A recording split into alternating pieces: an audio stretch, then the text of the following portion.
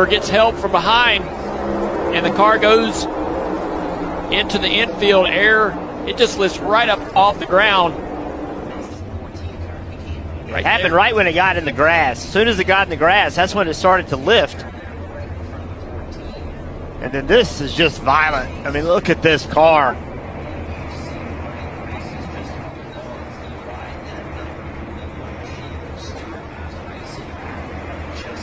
That is just amazing that something that weighs over 3,500 pounds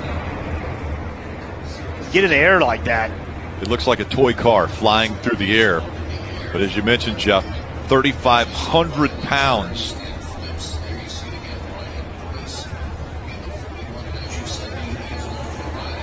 Such a violent accident for Ryan Prater.